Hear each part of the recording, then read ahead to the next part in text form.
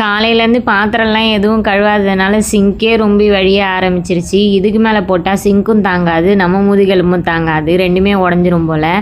என் பிள்ளை என்னவோ காலையிலே எழுந்திரிச்சு அவங்க அக்காக்காரிக்கு சோத்தை கட்டி மூட்டை கட்டி ஸ்கூலுக்கு அனுப்புகிற மாதிரி அலாரம் அடிக்கிறதுக்கு முன்னாடி அவன் எந்திரிச்சிட்றான் எனக்கு முன்னாடி. ஒரு வேலையுமே செய்ய முடிய மாட்டேங்குது. காலைல போட்ட பாத்திரத்தை நைட்டுக்கு தான் எல்லாத்தையும் சேர்த்து கழுவ வேண்டியதாக இருக்குது. ஒரு வழியாக கழுவி முடிச்சுட்டு பார்த்தா இது என்னடா இம்மாத்திரம் இருக்குது, இதுக்கு மேலே வீட்டில் கழுவுறதுக்கு எதனா இருக்குதா இல்லை பாத்திரம் எதனா இருக்குதான்ற மாதிரி இருக்குது. அவ்வளோ பாத்திரம் உட்காந்து நானும் கழுவுறேன், முடிஞ்ச பாடு இல்லை. ஒரு வழியாக கழுவி முடிச்சுட்டு காய் வாங்கிட்டு வந்திருந்தாங்க, அதையுமே கையோடு எடுத்து வச்சுட்டு சமைக்கலாம் சொல்லிவிட்டு எல்லாமே எடுத்து வச்சுட்டு இருந்தேன்.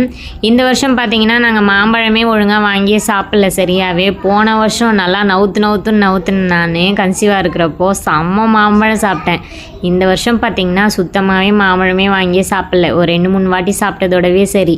போன வாட்டி மாம்பழம் மாங்கான்னு சொல்லிட்டு நான் மாட்டோம் சாப்பிடணும்னு தோணுச்சிங்களா, செம்மையாக அடித்து நவுத்திட்டேன். இந்த வருஷம் எதுவுமே சரியாகவே இல்லை வாங்கிட்டு வந்த பழம்லாம். அதனால் நாங்கள் எதுவுமே வாங்கியே சாப்பிடவே இல்லை. நைட்டுக்கு புதினா சட்னி தோசை செய்யலாம் சொல்லிவிட்டு புதினா சட்னி தான் ரெடி பண்ணிகிட்டு இருந்தேன். அது பார்த்திங்கன்னா கொஞ்சமாக கடலைப்பருப்பு உளுந்து போட்டுட்டு இஞ்சி பூண்டு வெங்காயம் புதினா எல்லாம் போட்டு வதக்கிட்டு அது கூடயே கொஞ்சமாக உப்பு போட்டு வதக்கிட்டேன்.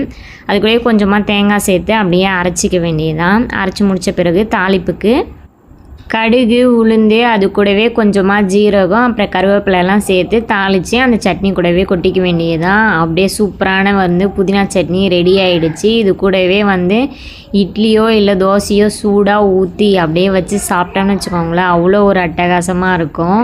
இந்த வீடியோ பிடிச்சிருந்தா லைக் பண்ணி ஷேர் பண்ணுங்கள், மறக்காமல் சேனலுக்கும் அப்படியே சப்ஸ்கிரைப் பண்ணி சப்போர்ட் பண்ணுங்கள். இன்னொரு சூப்பரான வீடியோவில் பார்க்கலாம். பாய்.